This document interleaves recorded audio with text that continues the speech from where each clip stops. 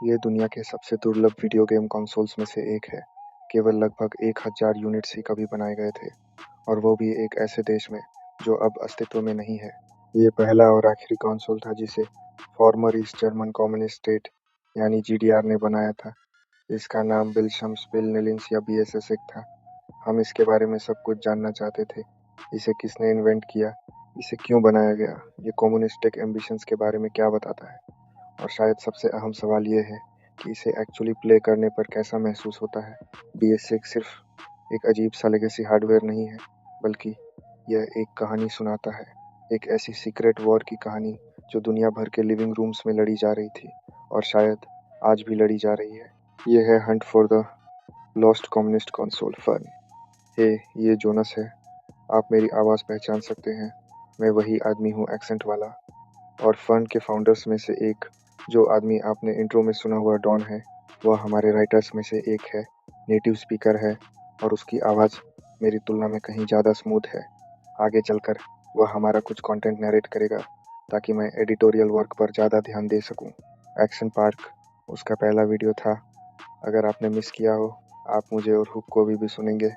हम बस थोड़ा मिक्स इट अप कर रहे हैं, तो प्लीज़ डॉन को एक मौका दीजिए, वो सच में बहुत अच्छा है। थैंक्स योनास। जब हमने पहली बार इस मिस्टीरियस कंसोल के बारे में सुना, तो हमें तुरंत समझ आ गया कि हमें इसे अपने हाथ में लेना ही होगा। इसलिए हम ऑनलाइन गए। BSS1 बेहद रेयर है।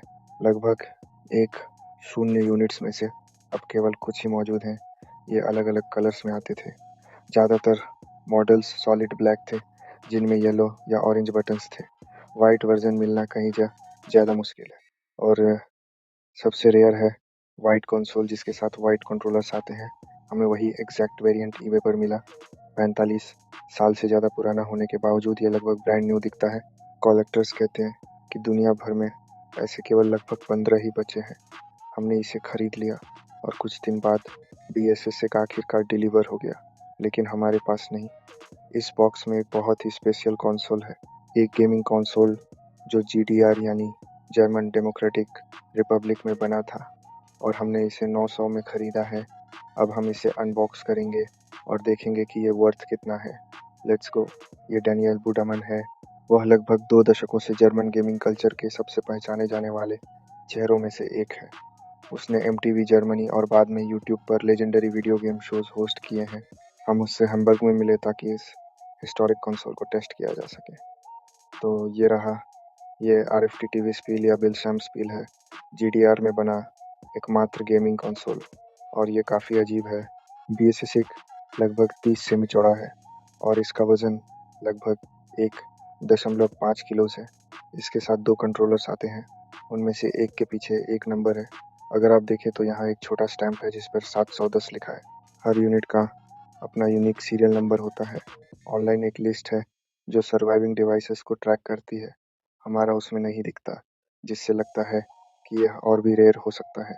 यह रेड बटन पावर स्विच है। इसके नीचे येलो बटन्स की एक रो है जिससे गेम्स सेलेक्ट किए जाते हैं। कुल 4 गेम्स है, पोटा, स्क्वॉश, फुटबॉल और टेनिस।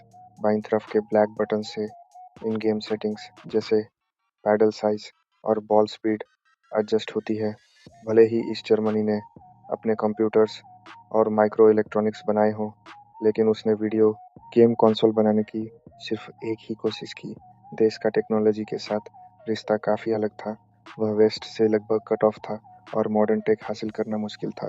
इसी से सवाल उठते हैं कि वीडियो गेम्स ही क्यों, इस प्रोजेक्ट को किसने आगे बढ़ाया, और असल में हासिल क्या करना चाहते थे।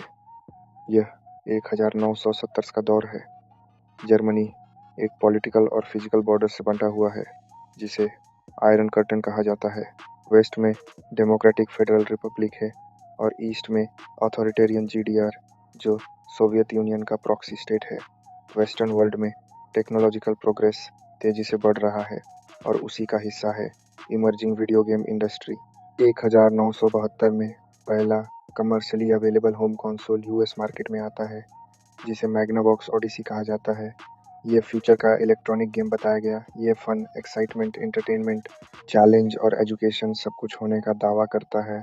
असल में यह बस कुछ ग्लोइंग स्क्वायर्स थे जो स्क्रीन पर घूमते थे सिस्टम के साथ 12 प्री इंस्टॉल्ड गेम्स आते थे जो टीवी को सॉकर फील्ड या हॉकी रिंक बना देते थे। शुरुआत में स्क्रीन पर कलर्ड प्लास्टिक शीट्स लगानी पड़ती थी। एक गेम सबसे अलग था, टेनिस, जो बेसिक पिंग पोंग जैसा था। इसे सीखना आसान था। अटारी ने इसकी पोटेंशियल देखी और पोंग बनाया। 1 साल के अंदर पोंग पहला कमर्शियली सक्सेसफुल वीडियो गेम बन गया। जल्द ही कंपेटिटर्स इसकी कॉपी करने लगे। अगले कुछ सालों में वीडियो गेम्स तेजी से इवॉल्व हुए। 1977 तक अटारी, 2600 जैसे कंसोल्स यूएस से लेकर वेस्टर्न यूरोप तक लिविंग रूम्स में पहुंच गए। ग्राफिक्स और साउंड इफेक्ट्स तेजी से बेहतर हुए। स्पेस इन्वेडर्स, एस्ट्रॉइड्स और पैकमैन जैसे आइकन्स पैदा हुए। 1970 के अंत तक कॉमोडोर पीटी 2001 और एप्पल II जैसे होम कंप्यूटर्स यूएस में बिकने लगे और वेस्ट टेक्नोलॉजी और गेमिंग में ईस्ट से बहुत आगे निकल गया। ईस्ट जर्मनी में ज़्यादातर घरों में टीवी था, लेकिन कंप्यूटर या गेम कंसोल सिर्फ सपना था। 1977 में जीडीआर ने माइक्रो इलेक्ट्रॉनिक्स को नेशनल प्रायोरिटी घोषित किया और इंडिपेंडेंट माइक्रोचिप इंडस्ट्री पर अरबों खर्च किए। मकसद था इंडस्ट्रियल स्ट्रेंथ बढ़ाना और लोगों को होम कंप्यूटर्स का अनुभव देना। अटारी और पोंग की सफलता ने जीडीआर लीडरशिप को अपना कंसोल बनाने के लिए प्रेरित किया। BSS असल में वेस्टर्न पोंग की एग्जैक्ट कॉपी था। इसे प्ले किया जा सकता था और यह काम करता था। हार्ड मोड भी था। सॉकर, स्क्वॉश और पाइलोटा जैसे गेम्स थे, लेकिन मैच 15 पॉइंट्स तक पहुंचते ही या बोर्डम आने पर खत्म हो जाता था।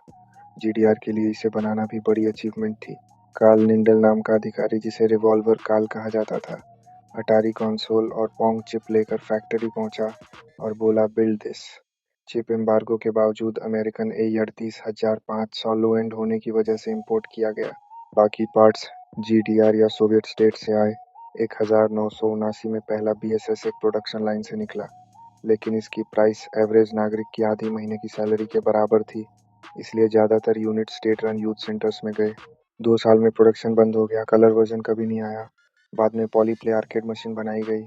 1989 में बर्लिन वॉल गिर गई और जीडीआर खत्म हो गया, लेकिन वीडियो गेम्स को पावर और इन्फ्लुएंस के टूल के रूप में देखने का विचार बचा रहा।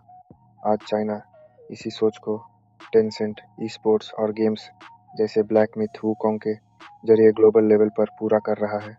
वीडियो गेम्स अब सिर्फ खेल नहीं, बल्कि कल्चर, डाटा और पावर का जरिया बन चुके हैं।